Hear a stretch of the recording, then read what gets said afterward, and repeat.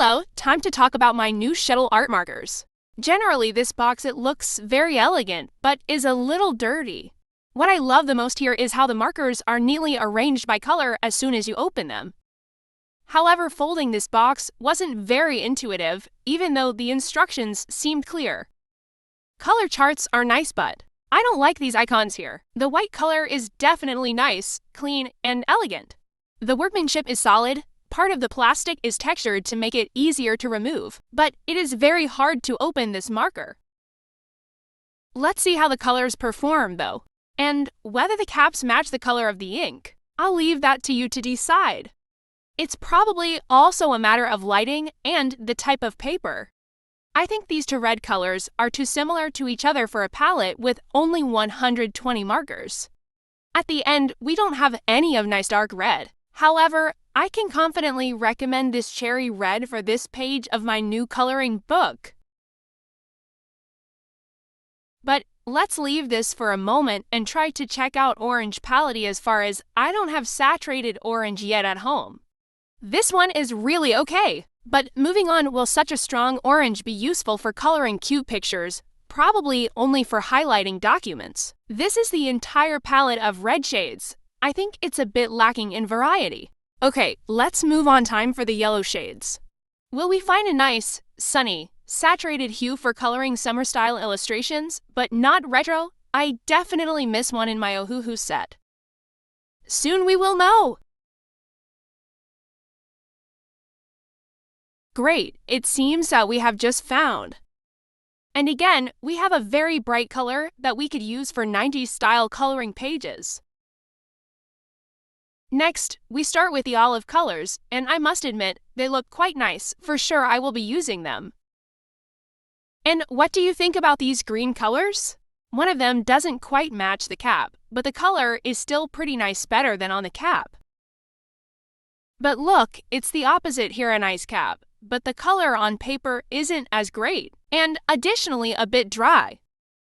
Let's see, maybe I'll still find my dream sea blue shade in this set.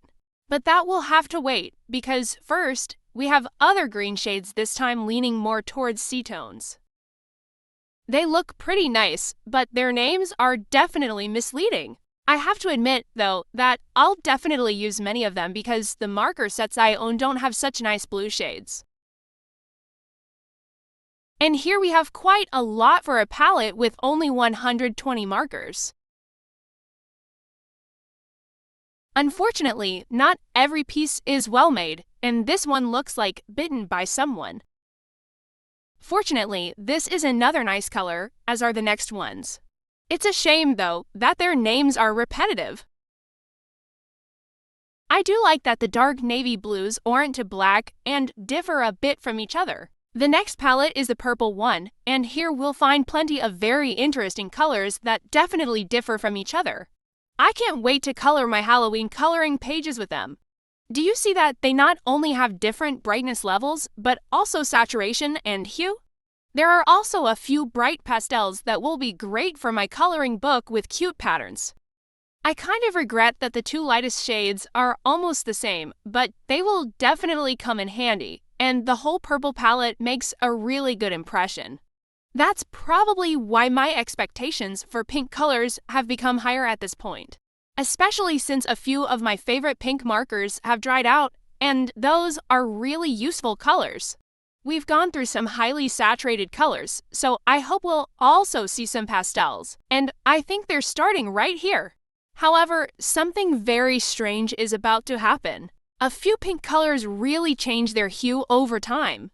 Just take a look at this. I think it's something I've never seen before since I started coloring with markers. Now, I'll use them again to closely compare how different these hues are after a few minutes.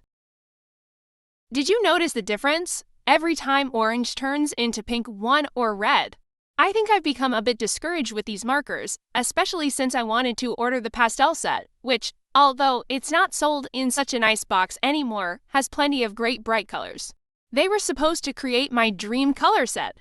Although I wonder if there might be duplicates since we already have quite a few pastel shades here. Ooh, here, the cap completely doesn't match the color of the marker. After a few skin tones, it's time for the browns. So far, they look average, and that bronze green is probably just an olive color. Having 3 almost identical colors has made me even less enthusiastic about giving a positive review of the brown palette, especially since the colors here continue to repeat. Thankfully, I don't use brown that often, still, it shouldn't look like this. And so, after all the other colors, we're starting the gray palette, which for some reason always takes up a lot of space in every marker set. To be honest, I don't know why the brown colors are being called gray here. I've never used most of the gray colors from Ohuhu because they're almost black. However, here I can see that they differ from each other and will definitely find their use. Although, of course, it won't be entirely easy since, once again, some caps don't match the actual color.